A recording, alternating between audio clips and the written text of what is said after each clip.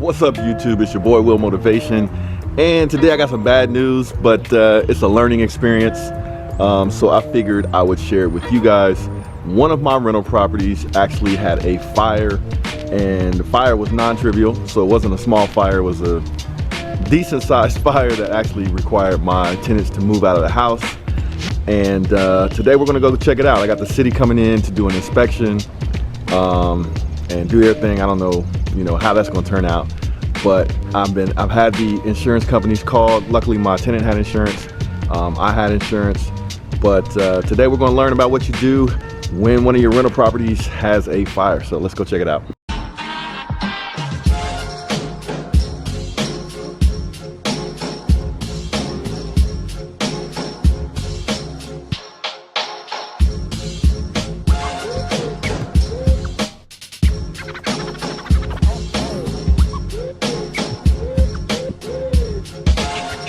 Yo, what's up? It's your boy Will Motivation, and today we're talking about my advice on the #1 way for you to get started investing in real estate. Oh yeah, you know what, for those of you that like cars, let's do a cold start of the Hellcat. Hold on, let me see. There we go.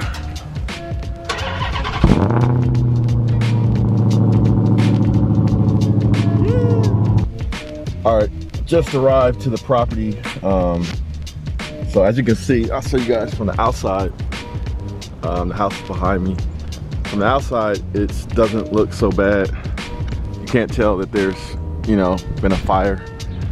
So, like I said, it wasn't a major fire, but let me go ahead and show you guys before the city folks come. I'll go ahead and show you guys what happened. All right, so, I'm gonna take this advantage to spruce this house up a little bit. So here we go. This is what's called a bi-level split. It's got like a downstairs, and then you got an upstairs. So, you got soot damage like to the floor, to the walls. It's all smoke damage, soot. You can see the ceiling is like all blacked out. It has a smell, like a charcoal smell in here.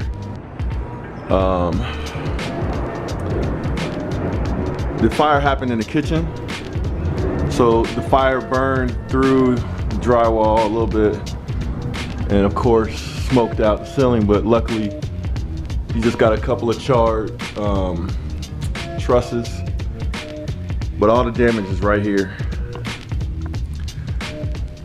Smoke damage, major smoke damage, drywall.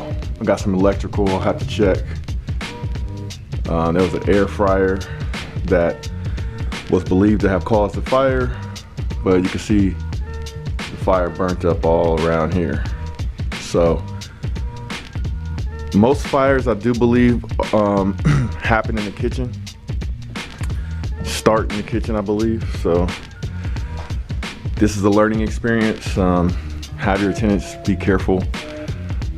Use newer appliances. But the one good thing is my tenant had renter's insurance with State Farm, and State Farm really took care of him, paid his rent. I put him in one of my other properties, and he his State Farm insurance took care of him really good, and they did a little bit of cleanup. So one lesson learned. I put in my lease agreement that the tenant needs to have renter's insurance. I'm not super strict on it, but I put it in there.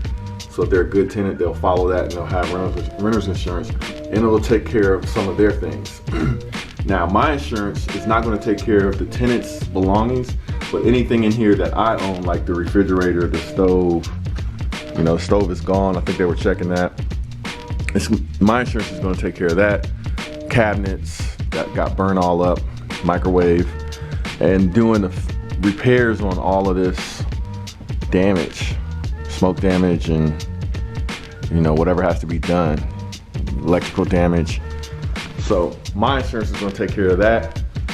So biggest number one lesson so far is make sure you have insurance and you pay your insurance, because stuff happens, man. Stuff like this happens, and you want to have insurance to cover it. Because if I did not have insurance, we're talking about thousands of dollars in repairs that I would have to take care of. I mean, I could say I could put it on my tenant, but usually it doesn't work like that. Usually tenant's not gonna have that kind of money to take care of your property. So that's lesson number one, have insurance. Now, what do you do when the fire happens? First thing you do, of course, call the fire department, have the tenants call the fire department. Fire department will come take care of the fire, and here comes the city. So let's get ready for that. And I'll go through the things that you need to do in case you have a fire in one of your rentals, all right? Stay tuned. All right, so I'm gonna probably have to get some permits to start the repairs after this fire. So note to self to do that with whoever does the work. All right, so the inspector just did a walkthrough, and basically what he was doing was, when you have a fire, and this is kind of important, this is something I'm learning for the first time. So when you have a fire, the city has to come through and take pictures of the damage and determine whether or not it's safe to occupy the property. And because I had damage to the electrical that will have to be fixed and repaired, they're deeming this unsafe to occupy. So they'll put stickers at the home, on the home, that says it's unsafe to occupy. And so now what has to happen, which is kind of a hassle, but it's going to be the problem of the contractors, you have to file for permits to do the work, and whoever the contracting company is, they will have to file those permits, do the work, get the work inspected by the city, and then have a final inspection to deem the house safe for occupancy. And they have to get those permits for like electrical, for whatever structural repairs or drywall repairs or whatever they're going to do. Get those permits, get the work inspected and approved, and then have a final inspection that says that the house is safe for occupancy. And then it closes the case with the city and the department that handles fires. So this is one of the steps that will have to be done if you have a fire, because the city is going to find out about it through the fire department, and then they're going to run their process and open up a case. And then they'll send you letters. Like I got letters in the mail that said, hey, you have to check in with us so we can come in and do an inspection. And all the inspection really is the guys looking at it to see what kind of damage and determine whether or not it's safe or unsafe for people to occupy the house. And then they'll also take pictures and share that with whoever's working your case. So that's the step that I'm at right now. But what are the first steps that you have to do beyond calling the fire department? The fire department comes in. Your tenant, if they have insurance, they have to call their insurance company to cover their belongings, and then they get a check to cover that.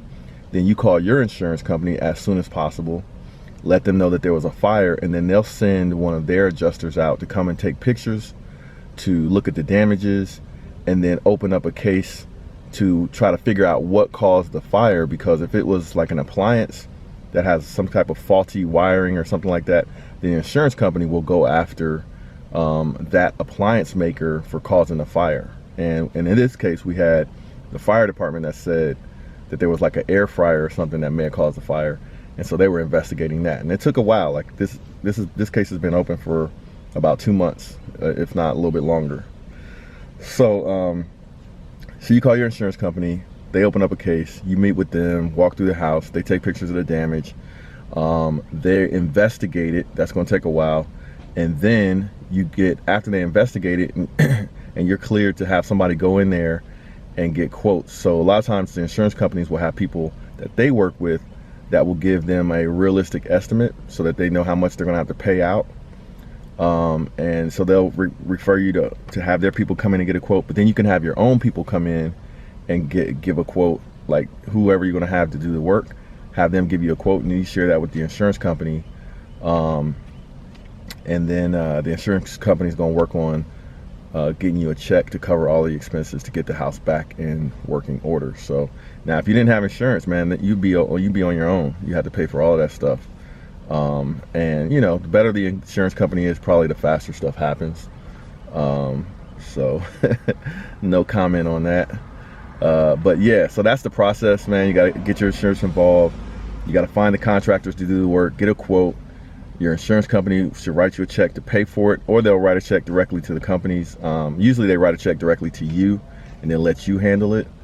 And then let's see what else you have to do. So you'll have the work done. You'll make sure you get all of your permits.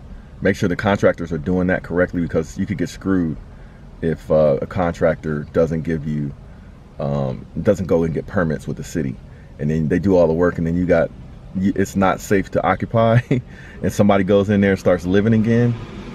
You'll have to go and get all the inspections and all the paperwork done, and potentially have to rip stuff out so that they can see it was done right.